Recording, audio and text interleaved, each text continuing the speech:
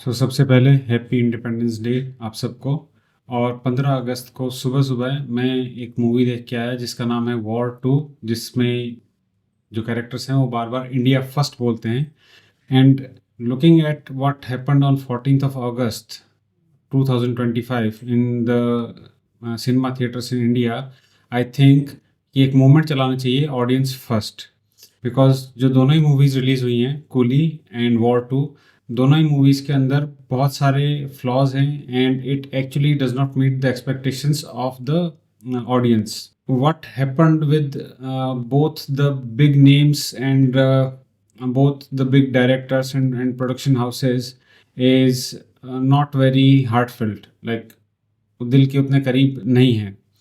अब बात करते हैं वॉर टू की, तो war two is directed by Ayan Mukerji and Ayan Mukerji is known for his soft movies. आप उनकी वेकअप सीट देखिए, wake up Sid is a fantastic movie और इस मूवी के बारे में हम काफ़ी देर तक बात कर सकते हैं. अयान मुखर्जी ने जो इस मूवी के साथ किया वो बहुत अच्छा नहीं है. इनफैक्ट स्टोरी भी इसकी बहुत ही आधे मन से लिखी हुई स्टोरी है. आदित्य चोपड़ा ने खुद ने इस मूवी की स्टोरी लिखी है और क्या लिखा है स्टोरी के अंदर, this is not the story which is expected. मतलब कुछ भी हो रहा है, मिशन इम्पॉसिबल से कुछ उठा लिया, कुछ लंदन हैज फॉलन से उठा लिया कि उसमें मिस्टर प्रेसिडेंट के पीछे जनता पड़ी रहती है या मिस्टर प्राइम मिनिस्टर के पीछे जनता पड़ी है, तो कुछ भी हो रहा है. ठीक है, there is nothing new in the story. Benjamin Jasper की सिनेमाटोग्राफी में भी कुछ ऐसा विशेष है नहीं जिसको कि बोल के बताया जा सके. Like it is like as usual. इतने सारे पोर्ट्रेट शॉट्स हैं कि आप चाहे आपने स्विट्जरलैंड में शूट किया हो, अबू धाबी में शूट किया हो, दैट मेक्स नो सेंस. आप उन चीज़ों को कवर ही नहीं कर पाए, उन जगह को कवर ही नहीं कर पाए. तो means I don't know what happened with the movie. I am still in a guess mode. अगर आप ऑन पेपर देखोगे तो ऑन पेपर ये मूवी बहुत शानदार है. ओके, कि स्टोरी लिखी है आदित्य चोपड़ा ने खुद, ठीक है, अब्बास टायरवाला ने इसके डायलॉग्स लिखे हैं, स्क्रीन प्ले लिखा है श्रीधर राघवन ने. तो अगर आप देखोगे तो अच्छा यार, ये बंदे कभी इतना गलत थोड़ी करेंगे अपने काम के साथ, बट हुआ है. 15 अगस्त 2025 को सुबह जब मैं हॉल से बाहर निकला, देन आई वाज थिंकिंग कि what happened. So my friend, 14th of अगस्त 2025 को ये हुआ है कि वो टीम जिससे आप बहुत अच्छा एक्सपेक्ट करते थे, उन्होंने थिएटर्स में कुछ अच्छा डिलीवर नहीं किया है. एंड इट लुक्स लाइक कि उन्होंने या तो टाइम के कंस्ट्रेंट्स के अंडर ये सारे डिसीजंस लिए कि इसको ऐसे ही चलने देते हैं, या फिर दे न्यू कि ठीक है, we will buy the theatres, we will like do corporate booking and we will get that much of amount from this and that bookings and we will get that much of money. So इस movie का plot अगर discuss करें तो उस plot में नयापन कुछ नहीं है जो डिस्कस किया जा सकता है. जो आपने ट्रेलर में देखा लगभग वैसा ही है. सो जब वॉर टू का एक टीजर आया था just before the day of the release कि नो स्पॉयलर्स प्लीज, तो नो स्पॉयलर जैसा कुछ इसके अंदर विशेष है नहीं. दूसरा ये है कि इस मूवी की जो टीम है that was capable of doing so many things. Hrithik Roshan वो हर फ्रेम में बहुत अच्छे लगते हैं, ठीक है.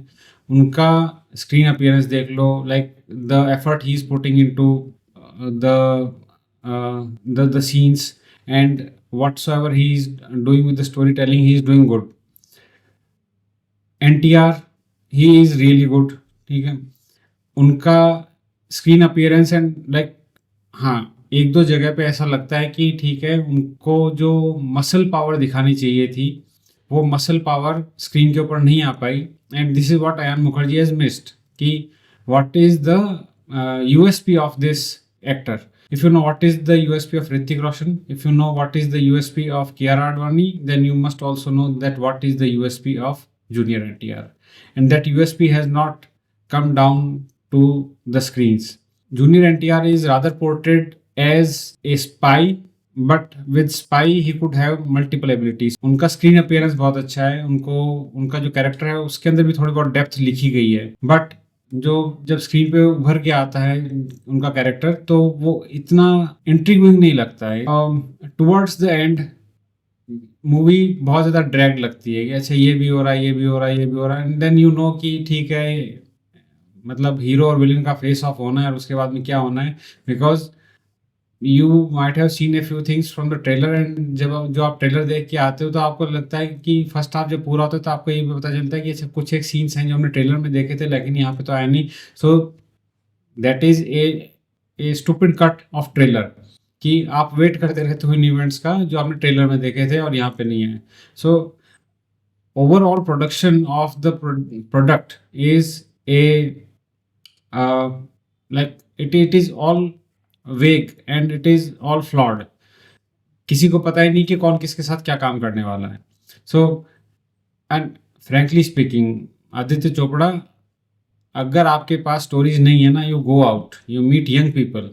बल्हारा ब्रदर्स ने इस मूवी का बैकग्राउंड स्कोर दिया है. आप उनका बैकग्राउंड स्कोर का काम देखिए, आप उनका फाइटर का काम देखिए. फाइटर के अंदर उन्होंने बहुत बहुत बेहतरीन काम किया. बट यहाँ पे क्या हो गया, इतना अकाउस्टिक बैकग्राउंड स्कोर है कि जो इफेक्ट्स हैं वो उसके पीछे दब गए. तो जो साउंड इफेक्ट है, जो जो साउंड रिकॉर्डिंग टीम है, उसने उनके साथ बैठ के काम ही नहीं किया. इसका मतलब ये है, like nobody was there to review the work, and this is not how movies work. So this is like, ठीक है, somebody would be saying कि तुमने कूली के बारे में ये कहा था.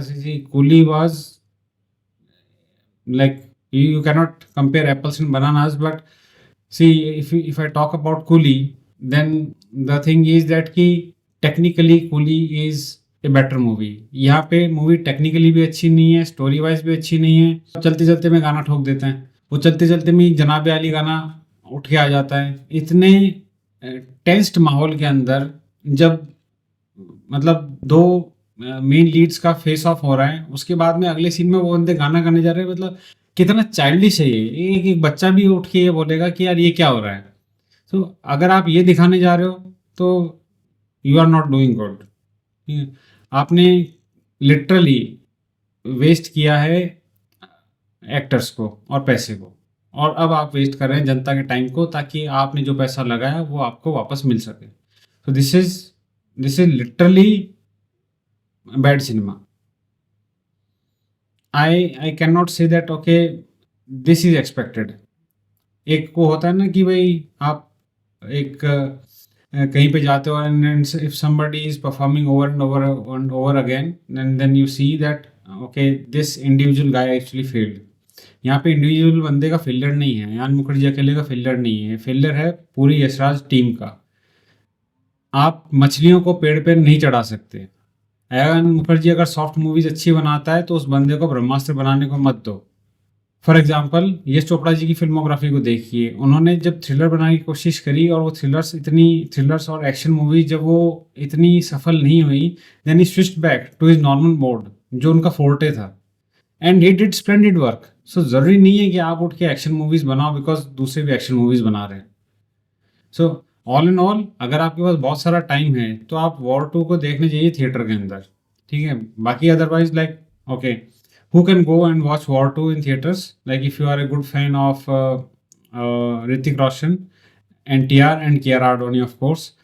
या फिर आपके पास टाइम है कि ठीक है मैं जाता हूँ हॉल में एसी में बैठता हूँ कुछ भी देख के आ जाता हूँ, देन यू कैन गो. सो जो फिटनेस फ्रीक्स हैं वो जाके इस मूवी को थिएटर्स में देख के आ सकते हैं easily. Like they can watch Hrithik Roshan, they can watch Junior NTR, they can watch Kiara Adoni as well, and then even like they can watch the one who was not seen in the trailer but is in the movie, and you will find them like real good. Like, okay, but this is not a movie for movie lovers. Movie lovers इस movie के अंदर bore ही होके आएंगे because कुछ है ही नहीं, बनता ही नहीं है कुछ मूवी के अंदर. बहुत सारे जो वो सीन्स हैं वो बहुत ज़्यादा फ्लॉड है. So otherwise, it is not a very good launch pad to Junior NTR again. I must say he could have, means if he could have found a better story with better directors and with the better screenplays, he could deliver like so much well. And the same thing happened to Ram Charan sir when he did Zanjeer. But yeah, this does not work at all. तो yes, यही था हमारा review इस movie का. और अगर आपको ये अच्छा लगा तो please like this video, and if you can please subscribe the channel. Adios.